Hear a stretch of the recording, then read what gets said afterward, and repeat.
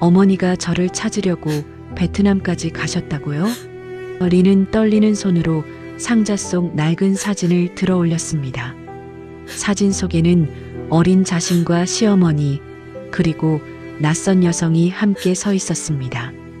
그래, 너를 처음 본 건 그때였다. 시어머니의 고백에 리는 그 자리에 주저앉았습니다. 20년 동안 차갑게만 느껴졌던 시어머니의 태도, 피했던 대화들, 그리고 결혼 전부터 이어진 숨겨진 연결고리. 작은 상자 하나가 드러낸 진실은 한 여자의 인생 전체를 뒤흔들기 시작했습니다. 시어머니는 왜 20년 동안 침묵했을까요? 그리고 상자 속에 담긴 또 다른 비밀은 무엇일까요? 오늘의 사연 시작합니다. 리는 현관 앞에 놓인 작은 상자를 내려다보았습니다. 상자는 먼지를 오래 머금은 듯 바랜 흔적이 있었고 종이끈은 최근에 묶은 형태였습니다. 시어머니 김정숙은 상자를 린의 손에 쥐어주며 잠시 멈칫했습니다. 시선을 피한 채 뒤돌아서는 김정숙의 뒷모습이 어딘가 불안해 보였습니다. 어머니, 이게 뭐예요? 린이 상자를 들어 올리며 물었지만 김정숙은 대답하지 않았습니다. 김정숙은 그저 고개를 한번 끄덕이고는 방으로 들어가 버렸습니다. 린은 거실 한쪽 탁자에 상자를 조심스럽게 올려놓았습니다. 손가락으로 종이끈을 천천히 풀어내며 린은 숨을 깊게 들이마셨습니다. 뚜껑이 열리자 오래된 사진 여러 장이 모습을 드러냈습니다. 흑백 사진 속에는 젊은 시절의 김정숙과 낯선 중년 여성이 함께 서 있었습니다. 배경은 한국이 아니었습니다. 동남아시아의 어느 작은 시장처럼 보이는 풍경이었습니다. 린은 사진을 집어들고 빛에 비춰보았습니다. 이게 베트남이잖아. 린이 작게 중얼거렸습니다. 사진 속 건물의 형태와 간판의 글자가 분명 베트남이었습니다. 린은 사진을 탁자 위에 조심스럽게 내려놓고 다른 물건들을 꺼냈습니다. 낡은 종이봉투 하나가 사진 아래 깔려 있었습니다. 봉투를 열자 오래된 여행 서류와 항공권 조각이 나왔습니다. 목적지에는 베트남의 한 지방 도시 이름이 적혀 있었습니다. 린은 그 도시 이름을 보고 눈을 크게 떴습니다. 자신이 태어난 곳에서 멀지 않은 지역이었습니다. 린의 손이 미세하게 떨렸습니다. 어머니가 베트남에 가셨던 거야? 린은 다시 한번 중얼거리며 상자 바닥을 살폈습니다. 손때 묻은 작은 메모지가 접힌 채 들어 있었습니다. 메모지를 펼치자 누군가의 이름과 날짜, 그리고 주소가 적혀 있었습니다. 린은 주소를 읽으며 심장이 빠르게 뛰는 것을 느꼈습니다. 그곳은 린이 어릴 적 살았던 마을 근처였습니다. 린은 메모지를 손에 쥔 채 거실 소파에 주저앉았습니다. 머릿속이 복잡하게 얽혔습니다.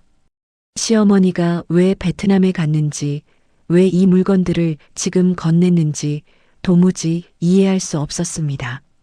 린은 결혼 초기를 떠올렸습니다. 시어머니는 린에게 늘 조심스러웠습니다. 말수가 적었고 눈빛이 차가웠습니다. 린이 베트남 음식을 만들면 김정숙은 맛을 보지 않고 자리를 떠났습니다. 린이 고향 이야기를 꺼내면 김정숙은 화제를 돌렸습니다. 왜 그러셨던 걸까? 린이 메모지를 다시 들여다보며 혼잣말을 했습니다. 현관문이 열리는 소리가 들렸습니다. 남편 준호가 퇴근한 모양이었습니다. 린은 급히 상자를 닫으려다 멈췄습니다. 다녀왔어. 준호가 거실로 들어오며 말했습니다. 린은 상자를 그대로 둔 채 일어섰습니다. 어머니가 이거 주셨어. 린이 상자를 가리키며 말했습니다. 준호는 가방을 소파에 내려놓고 상자를 들여다보았습니다. 이게 뭔데? 준호가 사진을 집어들며 물었습니다. 어머니가 베트남에 가셨던 것 같아. 린이 조용히 대답했습니다. 준호는 사진을 한참 들여다보다가 고개를 갸우뚱했습니다. 엄마가 베트남에? 언제? 모르겠어. 이 사진 날짜 좀 봐봐.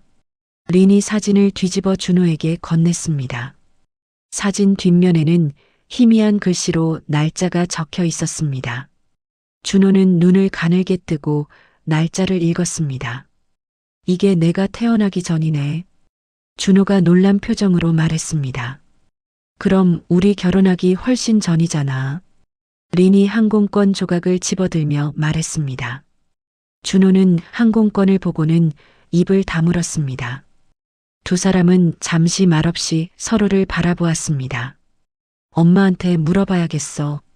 준호가 먼저 입을 열었습니다. 아까 방으로 들어가셨어. 나한테는 아무 말씀도 안 하셨어. 린이 상자를 다시 들여다보며 말했습니다. 준호는 시어머니의 방 쪽을 바라보았습니다. 방문은 굳게 닫혀 있었습니다. 내일 물어볼게. 준호가 린의 어깨를 가볍게 두드리며 말했습니다. 린은 고개를 끄덕였지만 시선은 상자에 고정되어 있었습니다.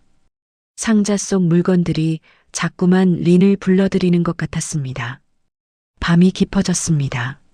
린은 침대에 누워 있었지만 잠이 오지 않았습니다. 상자 속 메모지에 적힌 주소가 머릿속에서 계속 맴돌았습니다. 그 마을에서 린은 어린 시절을 보냈습니다.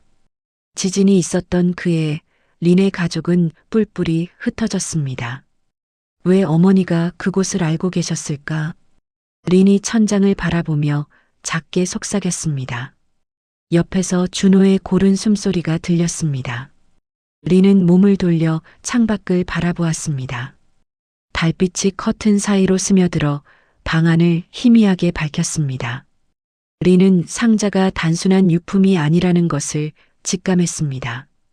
20년 동안 설명되지 않았던 시어머니의 태도, 차가웠던 시선, 피했던 대화들이 모두 이 상자와 연결되어 있는 것 같았습니다.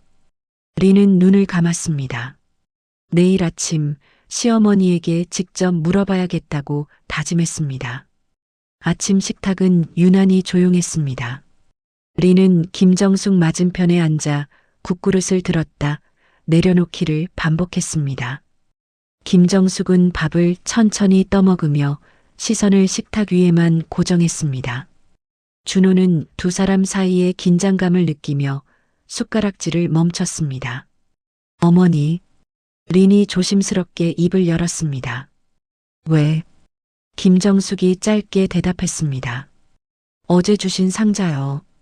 어머니가 베트남에 가신 적이 있으세요? 린의 목소리는 떨리지 않았지만 손은 무릎 위에서 꼭 쥐어져 있었습니다. 김정숙은 숟가락을 그릇에 내려놓았습니다. 잠시 침묵이 흘렀습니다. 옛날 일이다.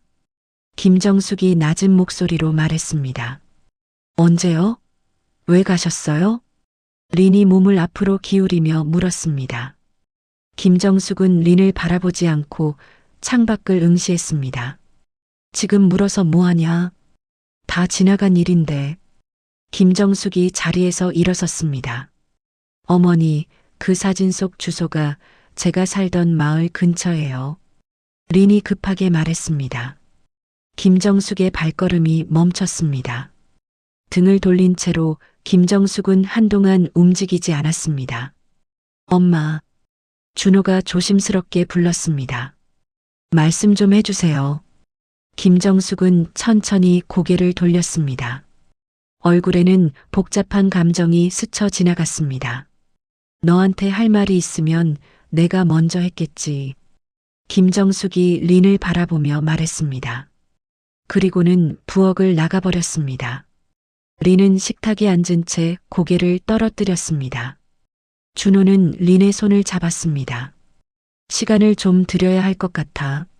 준호가 부드럽게 말했습니다. 20년이나 함께 살았는데 나는 어머니에 대해 아무것도 모르는 것 같아. 린이 눈시울을 붉히며 말했습니다. 준호는 린을 안아주었습니다. 린은 준호의 품에서 깊은 숨을 내쉬었습니다. 아이가 학교에 가고 준호가 출근한 뒤 린은 다시 상자를 꺼냈습니다. 거실 바닥에 사진들을 하나씩 펼쳐 놓았습니다.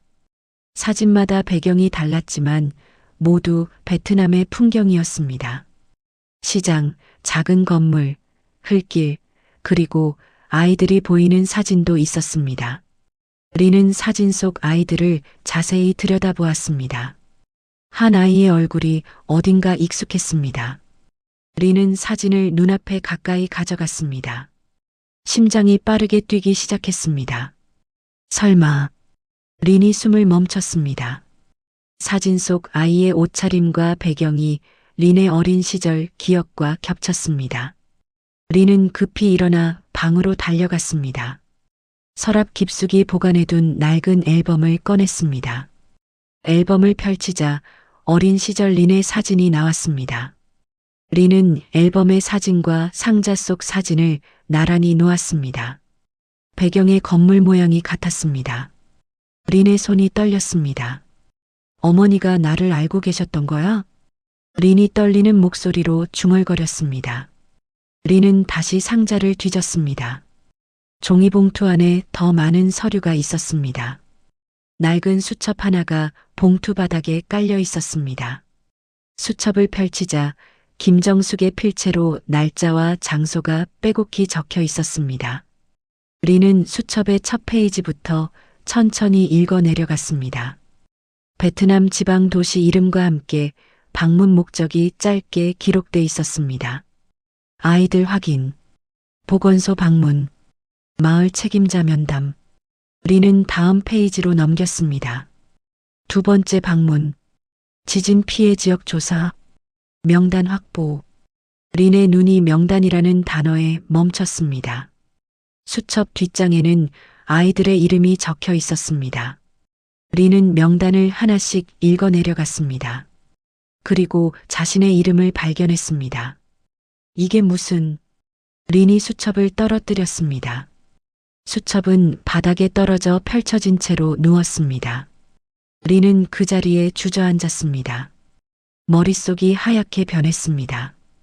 왜 시어머니가 자신의 이름을 알고 있었는지, 왜 그 명단을 가지고 있었는지 알 수 없었습니다. 린은 고개를 들어 김정숙의 방문을 바라보았습니다. 방문은 여전히 굳게 닫혀 있었습니다.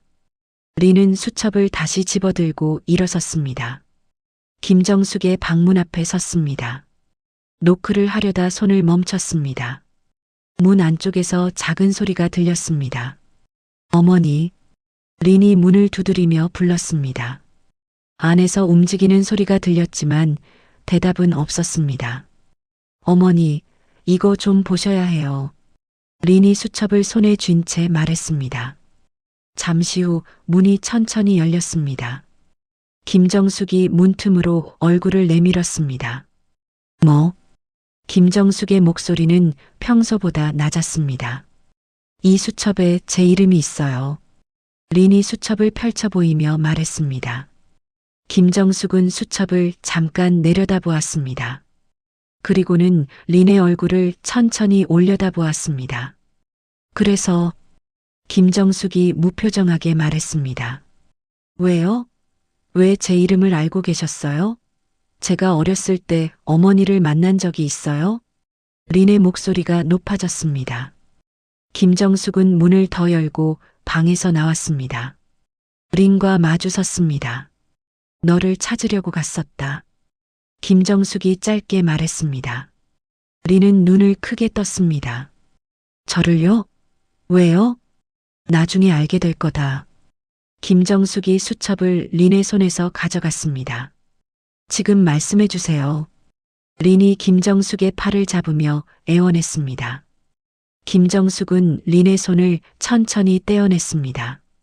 아직은 안 된다. 김정숙이 방으로 들어가며 문을 닫았습니다. 린은 닫힌 문 앞에 서서 주먹을 쥐었습니다. 눈물이 볼을 타고 흘러내렸습니다. 일주일이 지났습니다. 김정숙은 린을 피했고 린은 더 이상 묻지 못했습니다. 준호는 두 사람 사이에서 어쩔 줄 몰라 했습니다. 집안 분위기는 점점 무거워졌습니다. 어느 날 오후 초인종이 울렸습니다. 린은 설거지를 하다 말고 손을 닦으며 현관으로 향했습니다. 문을 열자 낯선 중년 여성이 서 있었습니다. 여성은 단정한 옷차림에 작은 가방을 들고 있었습니다. 안녕하세요. 김정숙 씨 댁이 맞나요? 여성이 공손하게 물었습니다. 네, 맞는데요. 누구세요? 린이 조심스럽게 대답했습니다. 저는 응우옌 티란이라고 합니다. 베트남에서 왔어요. 여성이 한국어로 또박또박 말했습니다. 린은 깜짝 놀라 여성을 다시 바라보았습니다. 베트남에서요? 네. 김정숙 씨를 만나러 왔습니다. 약속은 없지만 꼭 뵙고 싶어서요. 란이 가방에서 봉투 하나를 꺼냈습니다. 잠깐만요. 린이 안으로 들어가며 말했습니다. 김정숙의 방문을 두드렸습니다. 어머니, 손님이 오셨어요.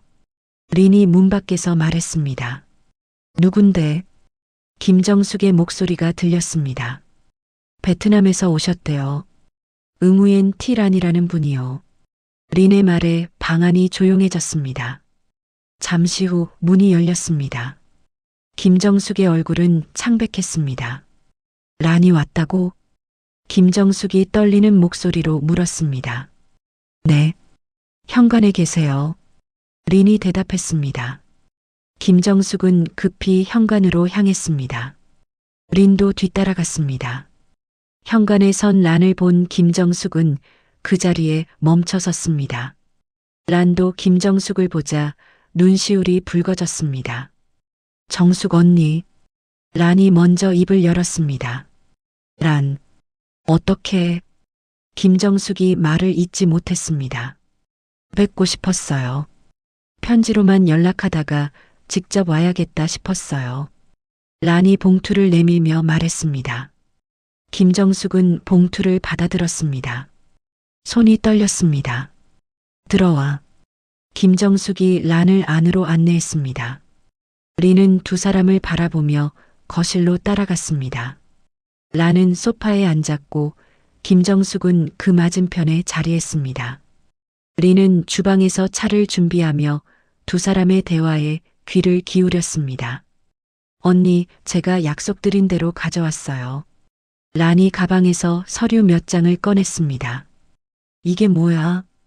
김정숙이 서류를 받아들며 물었습니다. 언니가 보관해 달라고 하셨던 기록이요. 공동 보관 요청서도 있어요. 란이 조심스럽게 설명했습니다. 김정숙은 서류를 펼쳐 읽기 시작했습니다. 얼굴이 점점 굳어졌습니다. 린은 차를 들고 거실로 나왔습니다. 탁자 위에 찻잔을 놓으며 란을 다시 살폈습니다. 란의 얼굴이 어딘가 익숙했습니다. 혹시 저희 전에 만난 적 있나요? 린이 란에게 물었습니다. 란은 린을 바라보며 미소 지었습니다. 기억 못하실 거예요. 너무 어렸을 때니까요. 란이 부드럽게 대답했습니다. 린은 눈을 크게 떴습니다. 저를 아세요? 네. 당신이 5살 때 봤어요. 란의 말에 린은 숨이 막혔습니다. 란, 그만해. 김정숙이 날카롭게 말했습니다. 언니, 이제 말씀하셔야 해요. 너무 오래 숨기셨어요. 란이 김정숙을 똑바로 바라보며 말했습니다. 내가 언제 말할지는 내가 정한다. 김정숙이 서류를 탁자 위에 내려놓으며 말했습니다. 어머니, 대체 무슨 일이에요? 린이 두 사람 사이에 서며 물었습니다. 김정숙은 대답하지 않았습니다. 란이 린을 바라보며 입을 열었습니다. 저는 예전에 베트남에서 구호단체 일을 했어요. 정숙 언니도 그때 함께 일하셨죠. 란이 차분하게 설명했습니다. 구호단체요? 린이 되물었습니다. 네. 전쟁 이후 고아들을 돕는 일이었어요. 란의 말에 린은 김정숙을 돌아보았습니다. 김정숙은 고개를 떨어뜨린 채 아무 말도 하지 않았습니다. 그때 우리가 도운 아이들 중에 당신도 있었어요. 란이 린에게 말했습니다. 린은 그 자리에 주저앉았습니다. 다리에 힘이 풀렸습니다. 저요? 린의 목소리가 떨렸습니다. 네. 지진 때문에 부모님을 잃은 아이들이 많았어요. 당신도 그 중 하나였죠. 란이 가방에서 오래된 사진 한 장을 꺼냈습니다. 사진 속에는 어린 린과 김정숙, 그리고 란이 함께 있었습니다. 린은 사진을 받아들고 눈물을 흘렸습니다. 사진 속 자신의 모습이 너무나 낯설면서도 익숙했습니다. 그럼 어머니는 그때부터 저를 알고 계셨던 거예요? 린이 김정숙을 바라보며 물었습니다. 김정숙은 천천히 고개를 들었습니다. 눈가가 젖어 있었습니다. 그래. 너를 처음 본 건 그때였다. 김정숙이 떨리는 목소리로 말했습니다. 왜 말씀 안 하셨어요? 린이 울먹이며 물었습니다. 말할 수가 없었다. 네가 다 자라고 나서 말하려고 했는데. 김정숙이 눈물을 닦으며 말했습니다. 언니는 당신을 보호하려고 했어요. 과거를 꺼내면 당신이 힘들어할까 봐요. 란이 린의 손을 잡으며 말했습니다. 린은 두 사람을 번갈아 보았습니다. 20년 동안 쌓여온 의문들이 한꺼번에 무너져 내렸습니다. 하지만 여전히 풀리지 않은 것들이 너무 많았습니다. 그럼 제 부모님은요? 정말 돌아가신 거예요? 린이 란에게 물었습니다. 란은 잠시 망설이다 고개를 끄덕였습니다. 네. 지진 때 마을 전체가 무너졌어요. 많은 분들이 돌아가셨죠. 란의 목소리가 낮아졌습니다. 린은 바닥에 주저앉아 얼굴을 감쌌습니다. 김정숙이 린의 옆에 앉았습니다. 처음으로 린의 등을 쓰다듬었습니다. 미안하다. 진작 말했어야 했는데. 김정숙이 작게 속삭였습니다. 린은 김정숙을 껴안으며 소리내어 울었습니다. 란도 눈물을 닦으며 두 사람을 바라보았습니다. 거실은 세 여자의 울음소리로 가득 찼습니다. 오랜 시간 숨겨져 있던 진실이 마침내 드러나는 순간이었습니다. 란은 사흘 동안 린의 집에 머물렀습니다. 매일 저녁 세 여자는 거실에 모여 앉아 과거 이야기를 나눴습니다. 란은 가방에서 낡은 파일 하나를 꺼냈습니다. 파일 안에는 오래된 서류들이 가득했습니다. 이게 뭐예요? 린이 파일을 받아들며 물었습니다. 구호단체에서 보관하던 기록이에요. 당시 우리가 도운 가족들의 명단이죠. 란이 설명했습니다. 린은 서류를 한 장씩 넘겨보았습니다. 여러 가족의 이름과 상황이 적혀 있었습니다. 여기 당신 아버지 이름도 있어요. 란이 특정 페이지를 가리키며 말했습니다. 린은 그 부분을 자세히 읽었습니다. 아버지의 이름 옆에는 부상 기록과 치료 내역이 적혀 있었습니다. 아버지가 살아계셨다는 거예요? 린의 목소리가 떨렸습니다. 지진 직후까지는 살아계셨어요. 하지만 부상이 심해서. 란이 말을 잇지 못하고 고개를 저었습니다. 린은 서류를 꽉 쥐었습니다. 눈물이 다시 흘러내렸습니다. 우리가 도착했을 때 아버지가 당신을 우리에게 맡겼어요. 자신은 회복이 어렵다는 걸 아셨던 거죠. 란이 조용히 말했습니다. 그럼 아버지가 저를 보낸 거예요? 린이 고개를 들며 물었습니다. 네. 당신이 안전하게 자라길 바라셨어요. 란이 린의 손을 잡았습니다. 김정숙은 옆에서 두 사람을 지켜보았습니다. 입술을 꽉 깨물고 있었습니다.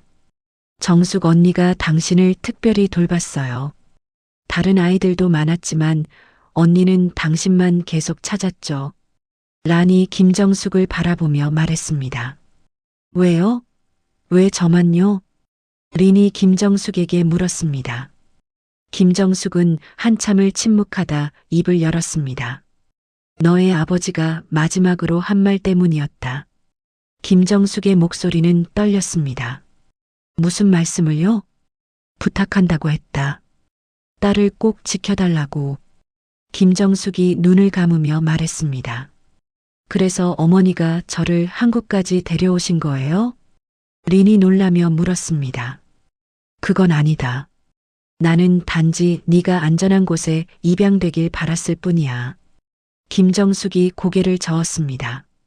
하지만 몇 년 후 준호가 결혼 상대로 당신 사진을 보여줬을 때 언니가 얼마나 놀랐는지 몰라요. 란이 미소 지으며 말했습니다. 린은 입을 벌린 채 김정숙을 바라보았습니다. 준호와의 결혼이 우연이 아니었다는 사실에 충격을 받았습니다. 그게 무슨 말이에요? 린이 떨리는 목소리로 물었습니다. 준호가 국제결혼 중개업체를 통해 당신을 만났잖아요. 그때 나는 내 사진을 보고 바로 알아봤어. 김정숙이 고백했습니다. 그럼 어머니가 일부러요? 아니다. 나는 아무 말도 하지 않았어. 준호가 스스로 선택하게 뒀지. 김정숙이 손을 내저었습니다. 하지만 반대도 안 하셨잖아요. 린이 목소리를 높였습니다. 반대할 이유가 없었다. 너는 착한 아이였고 준호도 너를 좋아했으니까. 김정숙이 린을 똑바로 바라보며 말했습니다. 린은 소파에 깊이 기대며 한숨을 내쉬었습니다. 머릿속이 복잡했습니다. 20년 동안 자신이 알던 모든 것이 흔들리고 있었습니다. 당신은 운명적으로 이 집에 온 거예요. 란이 부드럽게 말했습니다. 운명이라니요. 전 그냥 속은 기분이에요. 린이 쓴웃음을 지었습니다. 린. 김정숙이 린의 이름을 불렀습니다. 나는 네가 불쌍해서 받아들인 게 아니야. 네가 누구인지 알았지만 그건 중요하지 않았어. 김정숙의 목소리에 힘이 실렸습니다. 그럼 뭐가 중요했어요? 린이 김정숙을 바라보며 물었습니다. 네가 우리 가족이 될 수 있는 사람인지가 중요했지. 김정숙이 린의 손을 잡았습니다. 20년 동안 어머니는 저한테 차갑게 대하셨잖아요. 린이 눈물을 닦으며 말했습니다. 미안하다. 내 과거를 들춰낼까봐 조심했던 거야. 네가 상처받을까봐. 김정숙의 눈에도 눈물이 맺혔습니다. 란은 두 사람을 번갈아 보며 고개를 끄덕였습니다. 정숙 언니는 당신을 진짜 딸처럼 생각했어요. 그래서 더 조심한 거죠. 란이 덧붙였습니다. 린은 김정숙의 손을 꽉 쥐었습니다. 서로의 눈을 마주 보았습니다. 오랜 시간 쌓였던 오해가 조금씩 녹아내렸습니다. 어머니, 린이 작게 불렀습니다. 응. 김정숙이 대답했습니다. 고마워요. 저를 지켜주셔서. 린의 눈에서 눈물이 흘러내렸습니다. 김정숙도 울음을 터뜨렸습니다. 두 사람은 서로를 껴안았습니다. 란은 자리에서 일어나 두 사람에게 공간을 내주었습니다. 창밖을 바라보며 란도 눈물을 훔쳤습니다. 오랜 시간 기다려온 화해의 순간이었습니다. 그날 밤 린은 란에게 더 많은 이야기를 들었습니다. 구호단체가 어떻게 운영됐는지, 김정숙이 얼마나 헌신적이었는지. 란은 사진첩을 펼쳐 보이며 당시의 기억을 하나씩 꺼냈습니다. 언니는 매일 당신을 찾아왔어요. 밥을 먹이고 재우고 옷을 입혔죠. 란이 사진 속 어린 린을 가리키며 말했습니다. 전 기억이 안 나요. 린이 고개를 저었습니다. 너무 어렸으니까요. 하지만 당신은 언니를 좋아했어요. 항상 따라다녔죠. 란이 미소 지었습니다. 린은 사진을 들여다보았습니다. 어린 자신이 김정숙의 손을 잡고 웃고 있었습니다. 가슴이 먹먹해졌습니다. 저한테도 이런 시간이 있었네요. 린이 중얼거렸습니다. 당신은 사랑받았어요. 그때도 지금도요. 란이 린의 어깨를 두드렸습니다. 린은 고개를 끄덕였습니다. 마음속 깊은 곳에서 무언가가 조금씩 채워지는 느낌이었습니다. 오랜 시간 비어있던 공간에 따뜻함이 스며들었습니다. 란이 떠나기 전날 세 여자는 함께 저녁을 준비했습니다. 린은 베트남 음식을 만들었고 김정숙도 옆에서 도왔습니다. 란은 식탁을 차리며 옛날 이야기를 계속했습니다.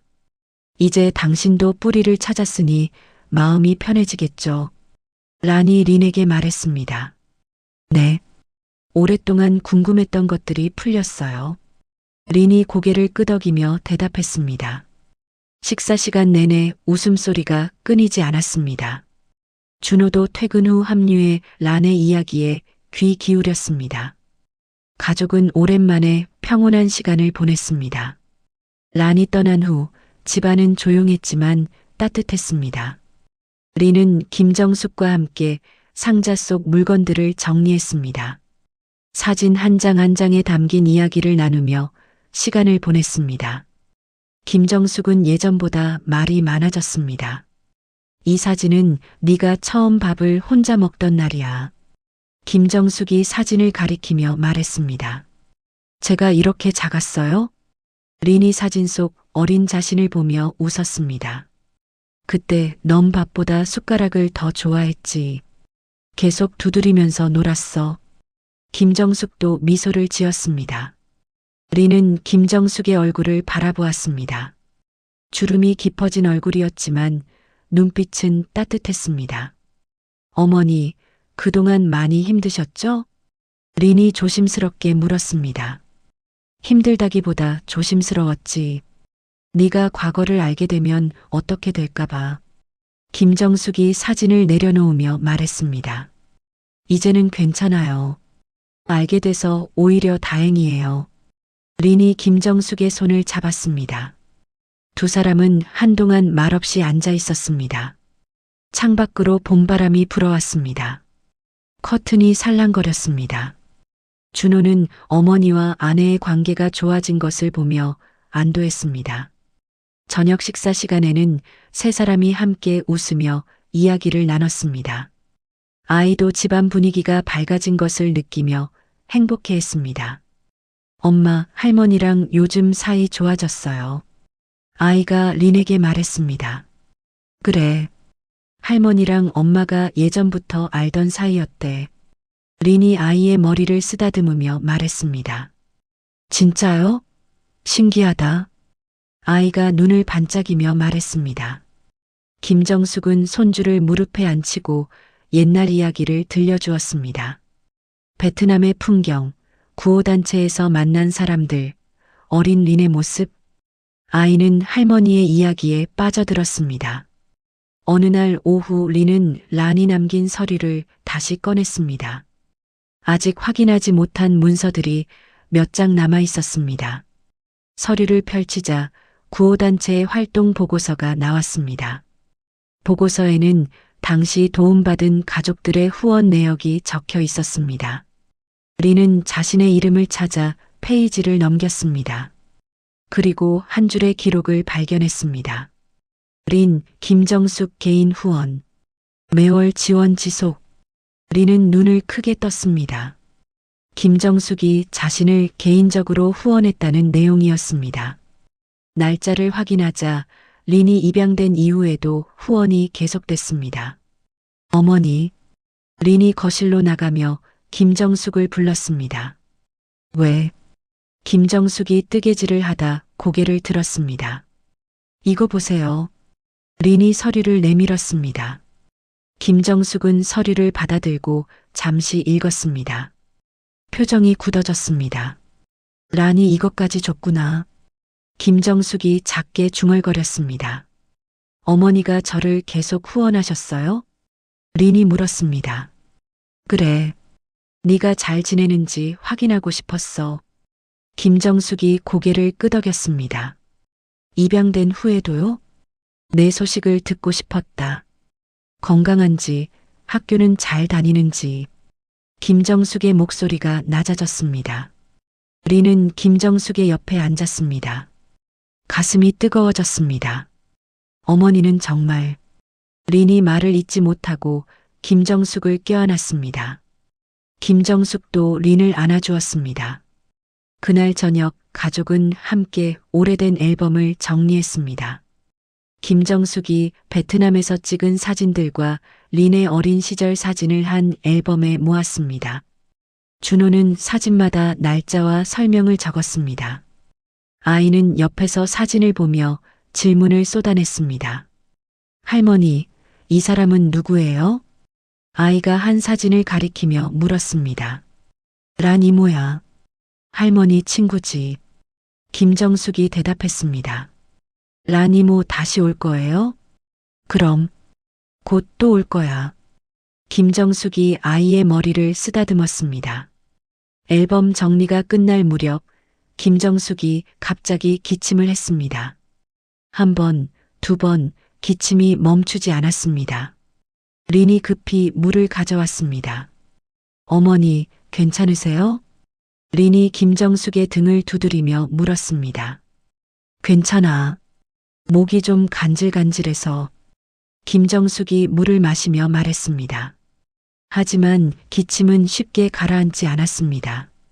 준호가 걱정스러운 얼굴로 어머니를 바라보았습니다. 엄마, 병원 가봐야 하는 거 아니에요? 준호가 물었습니다. 아니다. 그냥 감기야. 김정숙이 손을 내저었습니다. 그날 밤 린은 김정숙의 기침 소리에 잠을 이루지 못했습니다. 방문 너머로 들려오는 기침 소리가 계속됐습니다. 린은 침대에서 일어나 김정숙의 방문 앞에 섰습니다. 어머니, 괜찮으세요? 린이 문을 두드렸습니다. 괜찮다. 자거라. 김정숙의 목소리가 들렸습니다. 하지만 목소리는 약했습니다. 다음 날 아침 김정숙은 식탁에 나오지 않았습니다. 린이 방에 들어가 보니 김정숙은 침대에 누워 있었습니다. 얼굴이 창백했습니다. 어머니, 린이 급히 다가갔습니다. 괜찮아. 그냥 좀 피곤해서. 김정숙이 눈을 뜨며 말했습니다. 병원 가야 해요. 지금 당장요. 린이 준호를 불렀습니다. 준호는 서둘러 차를 준비했습니다. 린은 김정숙을 부축해 일으켰습니다. 김정숙의 몸이 예전보다 가벼워진 것 같았습니다. 병원으로 가는 차 안, 김정숙은 창밖을 바라보았습니다. 린은 김정숙의 손을 꽉 잡았습니다. 손이 차갑고 떨렸습니다. 어머니, 괜찮을 거예요. 린이 작게 속삭였습니다. 응, 괜찮을 거야. 김정숙이 고개를 끄덕였습니다. 하지만 목소리에는 확신이 없었습니다. 병원 응급실에 도착했습니다. 의사는 김정숙을 진찰한 후 검사를 지시했습니다. 린과 준호는 복도에서 기다렸습니다. 시간이 느리게 흘렀습니다. 1시간 후 의사가 나왔습니다. 표정이 무겁였습니다. 보호자분이세요? 의사가 준호를 보며 물었습니다. 네, 아들입니다. 준호가 일어서며 대답했습니다. 환자분 상태가 좋지 않습니다. 정밀 검사를 해봐야겠습니다. 의사의 말에 린과 준호는 얼굴이 굳었습니다. 무슨 병인가요? 준호가 떨리는 목소리로 물었습니다. 아직 확실하지 않습니다. 하지만 폐에 이상이 보입니다. 의사가 조심스럽게 설명했습니다. 린은 다리에 힘이 풀려 의자에 주저앉았습니다. 방금 찾은 평온이 다시 흔들리기 시작했습니다. 김정숙은 병원에 입원했습니다. 정밀검사 결과를 기다리는 사흘 동안 린과 준호는 병실을 떠나지 않았습니다. 김정숙은 침대에 누워 창밖만 바라보았습니다. 말수가 더 줄어들었습니다. 어머니, 물 드릴까요? 린이 물병을 들며 물었습니다. 괜찮다. 김정숙이 짧게 대답했습니다. 뭐 필요한 거 없으세요? 린이 다시 물었습니다. 없어. 김정숙이 고개를 저었습니다. 린은 의자에 앉아 김정숙을 지켜보았습니다. 산소 마스크를 쓴 김정숙의 모습이 낯설었습니다. 겨우 며칠 전까지만 해도 함께 웃던 사람이었는데 사흘째 되는 날 의사가 진료실로 가족을 불렀습니다. 준호와 린은 나란히 앉았습니다. 의사는 엑스레이 사진을 모니터에 띄웠습니다. 폐에 종양이 발견됐습니다. 의사가 사진을 가리키며 말했습니다.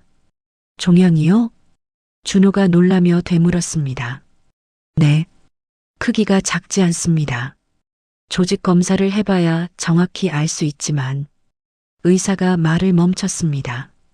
악성일 가능성이 있다는 말씀이세요? 린이 떨리는 목소리로 물었습니다. 그럴 가능성이 높습니다. 추가 검사 결과를 봐야겠지만 빠른 치료가 필요합니다. 의사의 표정이 심각했습니다. 준호는 고개를 떨어뜨렸습니다. 손이 떨렸습니다. 린은 준호의 손을 잡았습니다. 치료하면 나을 수 있나요? 린이 물었습니다. 초기라면 가능성이 있습니다. 하지만 환자분 연세가 있으셔서 의사가 조심스럽게 말했습니다. 수술해야 하나요? 준호가 고개를 들며 물었습니다.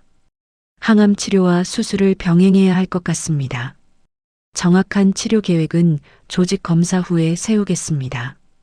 의사가 설명했습니다. 두 사람은 진료실을 나와 복도를 걸었습니다. 아무도 말하지 않았습니다. 발걸음이 무겁게 느껴졌습니다. 엄마한테 어떻게 말하지? 준호가 먼저 입을 열었습니다. 사실대로 말씀드려야죠. 린이 대답했습니다. 엄마가 충격받으실 거야. 준호가 벽에 기대며 한숨을 내쉬었습니다. 하지만 알아야 해요. 치료를 받으셔야 하니까. 린이 준호의 팔을 잡았습니다. 두 사람은 병실로 돌아왔습니다. 김정숙은 여전히 창밖을 바라보고 있었습니다. 엄마. 준호가 침대 옆에 앉으며 불렀습니다. 왔니? 김정숙이 고개를 돌렸습니다. 의사 선생님이 검사 결과 말씀하셨어요. 준호가 입술을 깨물며 말했습니다. 그래서? 김정숙이 차분하게 물었습니다. 폐에 종양이 있대요. 치료가 필요하대요. 준호의 목소리가 떨렸습니다. 김정숙은 잠시 아무 말도 하지 않았습니다. 표정도 변하지 않았습니다. 알고 있었다. 김정숙이 조용히 말했습니다. 뭐라고요? 린이 놀라며 물었습니다. 작년부터 알았어. 검사 받았었거든. 김정숙이 천장을 바라보며 말했습니다. 왜 말씀 안 하셨어요?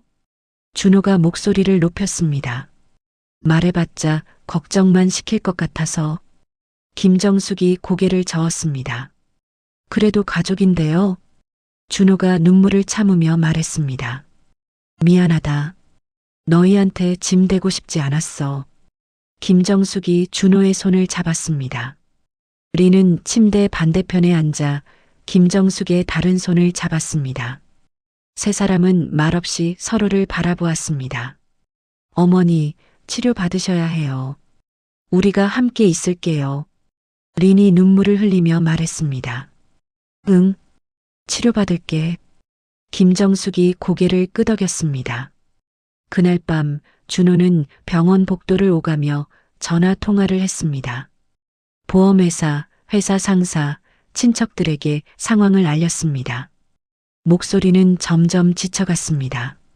린은 병실에 남아 김정숙을 돌보았습니다.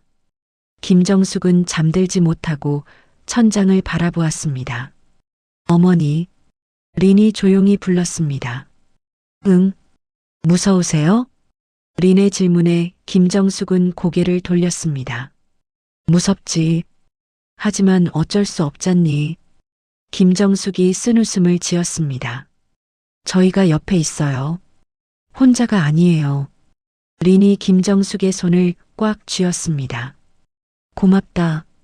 네가 있어서. 김정숙이 린의 손을 쓰다듬었습니다. 이틀 후 조직 검사 결과가 나왔습니다. 의사는 가족을 다시 불렀습니다. 이번에는 신우이도 함께였습니다. 악성 종양입니다. 폐암 3기로 진단됩니다. 의사의 말에 신우이가 울음을 터뜨렸습니다. 준호는 눈을 감았습니다. 린은 입술을 깨물며 눈물을 참았습니다. 치료 계획을 세워야 합니다. 먼저 항암 치료를 시작하고 종양 크기가 줄어들면 수술을 고려하겠습니다. 의사가 계속 설명했습니다. 완치 가능성은요?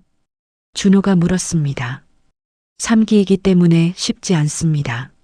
하지만 최선을 다하겠습니다. 의사가 고개를 숙였습니다. 가족은 병실로 돌아왔습니다.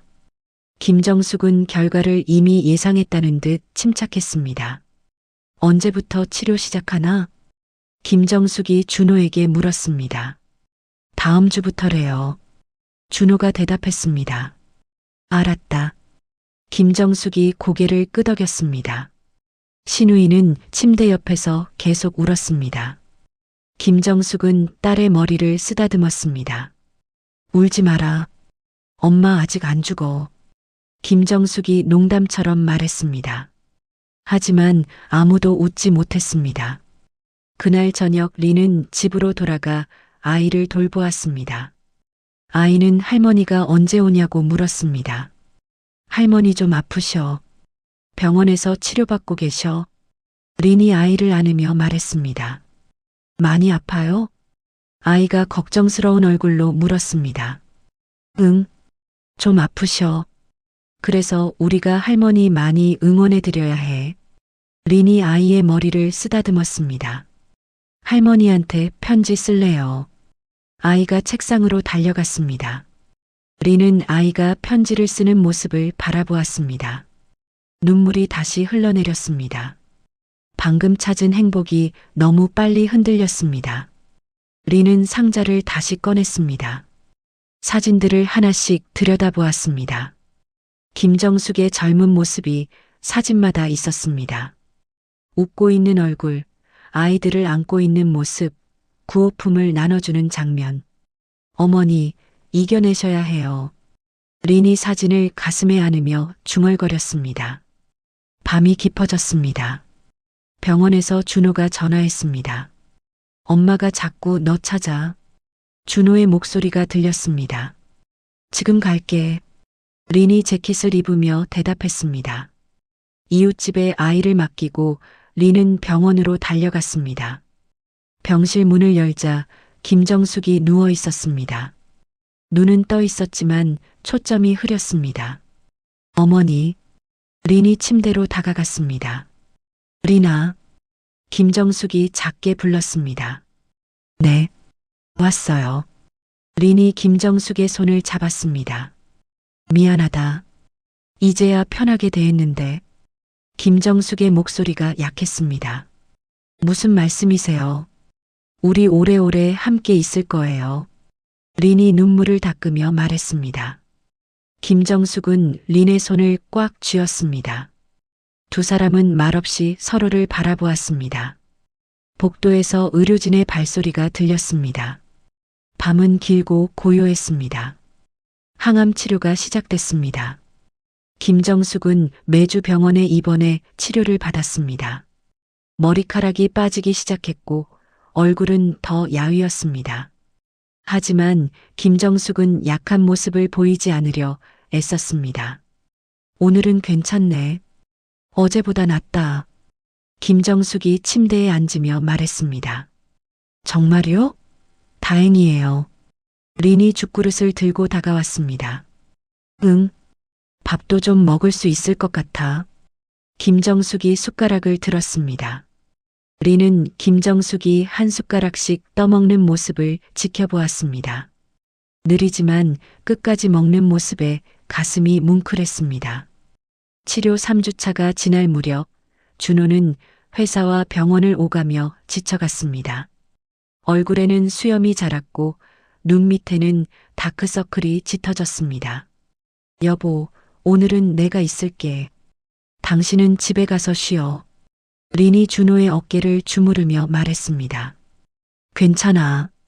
나도 엄마 보고 싶어. 준호가 고개를 저었습니다. 그래도 쉬어야 해. 당신까지 쓰러지면 어떡해. 린이 준호의 손을 잡았습니다. 준호는 결국 고개를 끄덕이고 집으로 돌아갔습니다. 린은 혼자 병실에 남아 김정숙을 돌보았습니다. 어느 날 오후 란에게서 전화가 왔습니다. 란은 김정숙의 병을 듣고 급히 한국행 비행기를 예약했다고 했습니다. 이틀 후에 도착할게요. 그때까지 버텨요. 란의 목소리가 떨렸습니다. 네. 언니, 고마워요. 린이 눈물을 닦으며 대답했습니다. 이틀 후, 란이 병원에 도착했습니다. 큰 가방을 들고 온 란은 병실 문을 열자마자 김정숙을 보고 울음을 터뜨렸습니다. 언니, 란이 침대로 달려갔습니다. 왔구나. 김정숙이 손을 내밀었습니다. 란은 김정숙의 손을 잡고 한참을 울었습니다. 린도 옆에서 눈물을 닦았습니다. 너무 야위었어요. 밥 제대로 먹었어요? 란이 김정숙의 얼굴을 들여다보며 물었습니다. 먹으려고 노력하는데 자꾸 토해. 김정숙이 쓴웃음을 지었습니다. 제가 베트남 음식 만들어 올게요. 언니가 좋아하던 거요. 란이 가방을 열며 말했습니다. 가방 안에는 각종 향신료와 식재료가 가득했습니다. 이것까지 들고 왔어? 김정숙이 놀라며 물었습니다. 당연하죠. 언니 입맛 살려야 해요. 란이 미소 지었습니다. 그날부터 란은 매일 병원 근처 숙소에서 음식을 만들어 가져왔습니다. 쌀국수, 반새우, 분짜, 김정숙이 예전에 좋아하던 음식들이었습니다. 김정숙은 란이 만든 음식을 조금씩 먹기 시작했습니다. 맛있다. 옛날 생각나네. 김정숙이 국물을 한 숟가락 떠먹으며 말했습니다. 더 드세요. 많이 드셔야 힘이 나요. 란이 김정숙 앞에 앉아 말했습니다. 린도 란과 함께 음식을 준비했습니다. 두 사람은 부엌에서 나란히 서서 재료를 손질했습니다. 언니, 정숙 언니 많이 좋아지셨어요? 란이 고수를 다듬으며 물었습니다. 네. 란 언니가 오신 후로 많이 밝아지셨어요. 린이 고개를 끄덕였습니다. 다행이에요. 언니가 포기하면 안 되는데.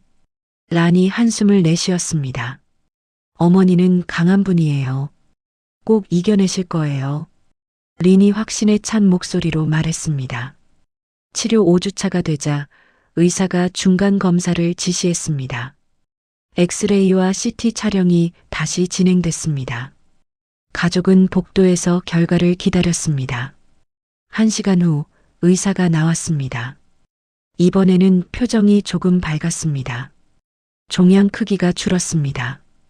의사의 말에 준호가 눈을 크게 떴습니다. 정말요? 준호가 다급하게 물었습니다. 네. 항암 치료 효과가 나타나고 있습니다. 이대로 계속하면 수술 가능성도 있습니다. 의사가 고개를 끄덕였습니다. 린은 란을 껴안고 울었습니다. 란도 눈물을 흘리며 린을 안아주었습니다. 준호는 벽에 기대 하늘을 올려다보았습니다.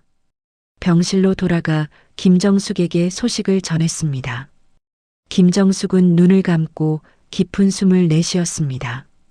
잘 됐다. 김정숙이 조용히 말했습니다. 엄마, 수술하면 나을 수 있대요. 준호가 어머니의 손을 잡으며 말했습니다. 그래. 수술하자. 김정숙이 고개를 끄덕였습니다. 그날 밤 가족은 병실에서 함께 작은 파티를 열었습니다. 란이 준비한 음식을 나눠 먹으며 조용히 기쁨을 나눴습니다. 아이도 학교가 끝난 후 병원에 왔습니다. 할머니, 선생님이 이거 드리래요. 아이가 학급 친구들이 만든 카드를 건넸습니다. 카드에는 응원 메시지가 가득했습니다. 고맙구나.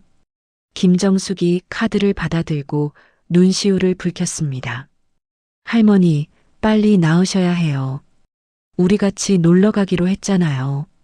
아이가 김정숙의 손을 잡으며 말했습니다. 그래. 할머니 나으면 꼭 가자.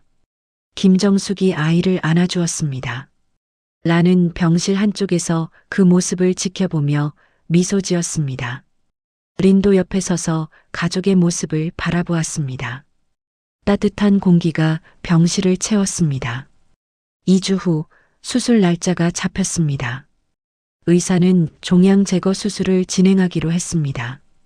수술 전날 김정숙은 가족을 모두 불렀습니다. 수술 잘 될 거야. 걱정하지 마. 김정숙이 준호와 신우이에게 말했습니다. 엄마, 무슨 소리예요? 당연히 잘 되죠. 신우이가 눈물을 닦으며 말했습니다. 김정숙은 린을 바라보았습니다. 린아, 내 어머니. 고맙다. 네가 있어서. 김정숙이 린의 손을 잡았습니다. 저야말로 고마워요. 어머니가 저를 지켜주셔서. 린이 눈물을 흘리며 말했습니다. 우리 다시 함께 살자. 오래오래. 김정숙이 미소 지었습니다. 네, 그럴 거예요. 린이 고개를 끄덕였습니다. 수술 당일 아침, 김정숙은 수술복으로 갈아입었습니다. 가족은 수술실 앞까지 함께 갔습니다. 침대가 수술실로 들어가기 직전, 김정숙은 손을 흔들었습니다. 다녀올게. 김정숙이 말했습니다. 수술실 문이 닫혔습니다. 가족은 대기실에 앉아 기다렸습니다. 시간이 느리게 흘렀습니다.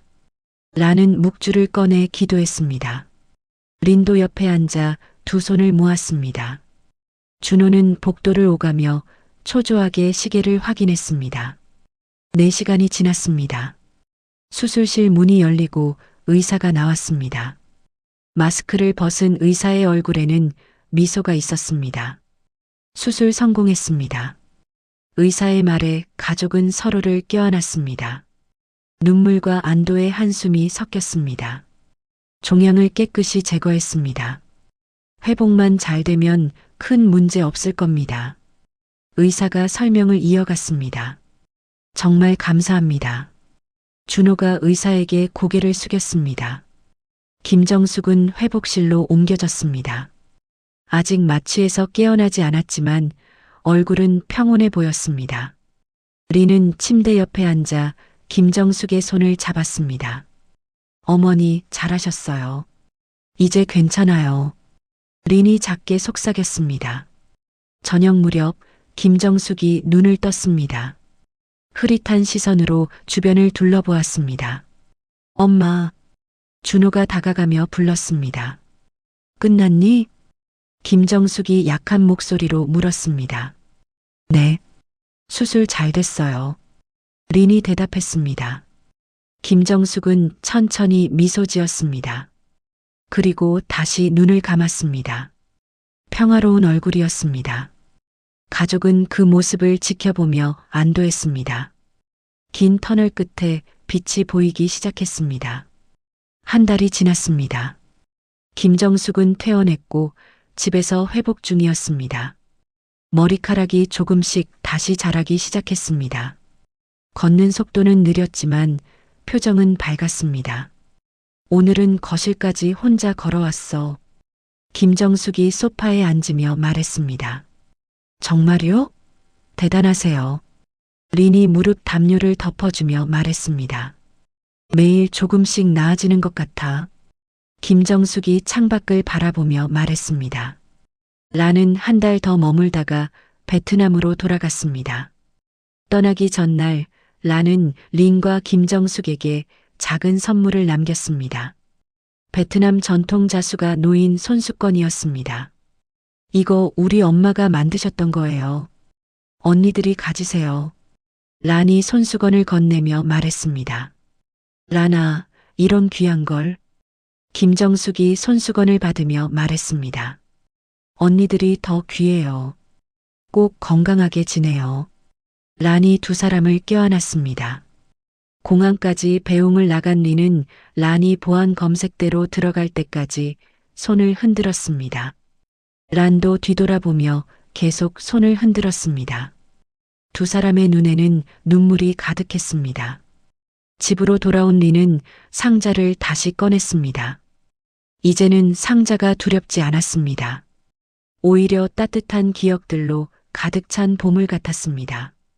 린은 사진들을 하나씩 정리하며 새 앨범에 붙였습니다. 각 사진마다 날짜와 설명을 적었습니다.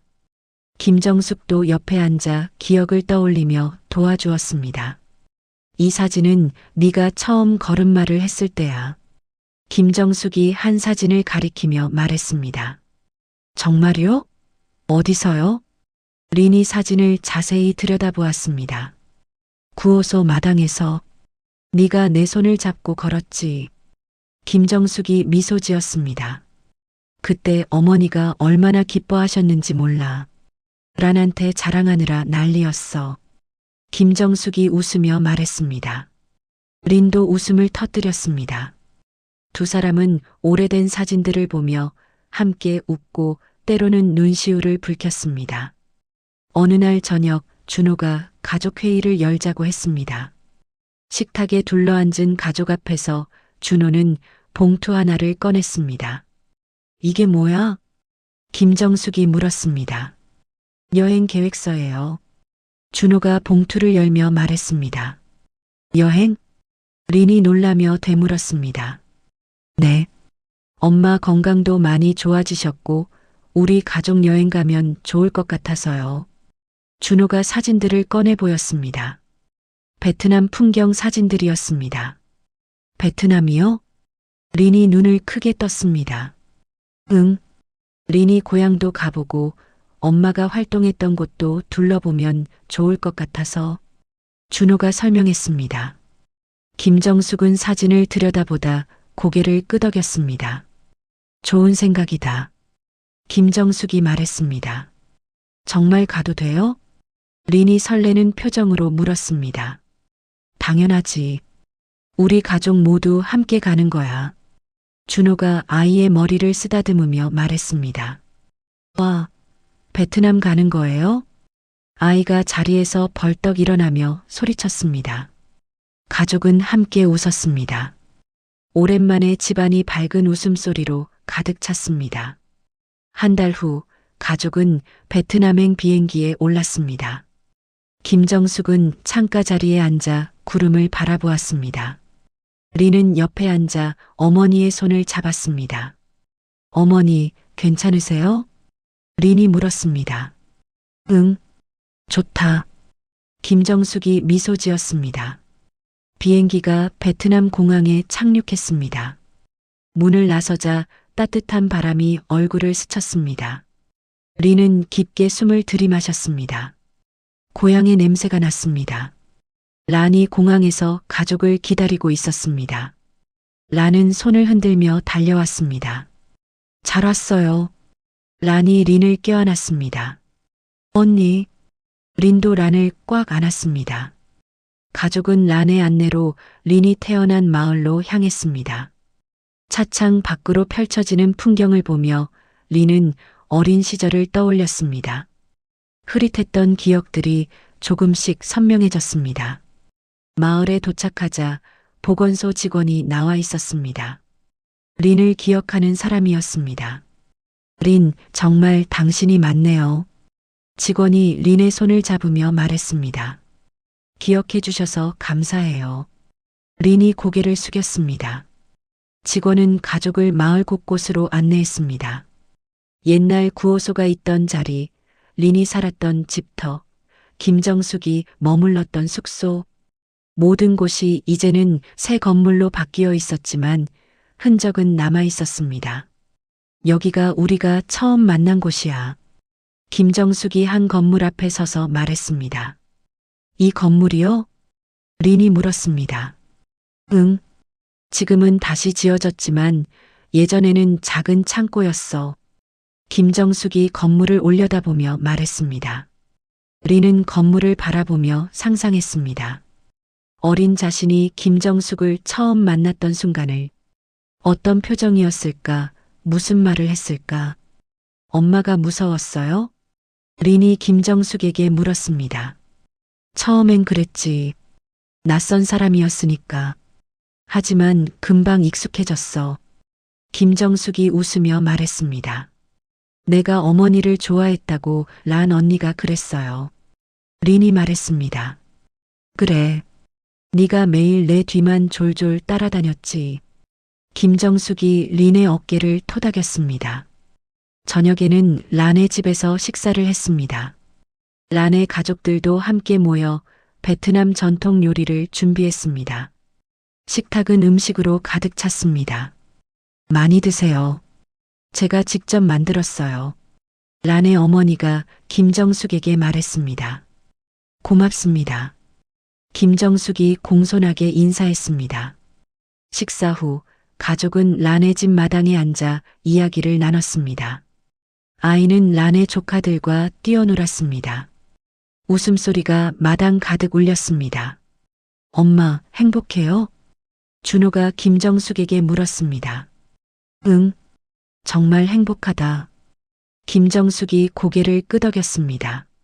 리는 김정숙의 옆에 앉아 하늘을 올려다보았습니다. 별이 쏟아질 듯 많았습니다. 어머니, 린이 조용히 불렀습니다. 응, 저를 찾아와 주셔서 고마워요. 린의 목소리가 떨렸습니다. 나도 고맙다. 네가 우리 가족이 돼줘서. 김정숙이 린의 손을 잡았습니다. 두 사람은 말없이 별을 바라보았습니다. 따뜻한 바람이 불어왔습니다. 멀리서 아이들의 웃음소리가 들렸습니다. 일주일간의 여행이 끝나고 가족은 한국으로 돌아왔습니다. 집에 도착하자 익숙한 냄새가 코끝을 스쳤습니다. 린은 짐을 풀며 여행 중 찍은 사진들을 꺼냈습니다. 이 사진들도 앨범에 넣어야겠어요. 린이 사진을 펼쳐놓으며 말했습니다. 그래, 우리 추억이니까. 김정숙이 옆에 앉으며 말했습니다. 린은 상자를 꺼내 여행 기념품을 넣었습니다. 란이 준 손수건, 마을에서 산 작은 인형, 아이가 그린 그림. 상자는 이제 더 많은 이야기로 채워졌습니다. 이 상자가 우리를 여기까지 이끌었네요. 린이 상자를 쓰다듬으며 말했습니다. 그러게. 작은 상자 하나가 이렇게 큰 변화를 가져올 줄 몰랐어. 김정숙이 고개를 끄덕였습니다. 어머니가 용기 내주셔서 가능했어요. 린이 김정숙을 바라보며 말했습니다. 우리 둘 다 용기를 냈지. 김정숙이 미소 지었습니다. 그날 밤 가족은 거실에 둘러앉아 앨범을 함께 정리했습니다.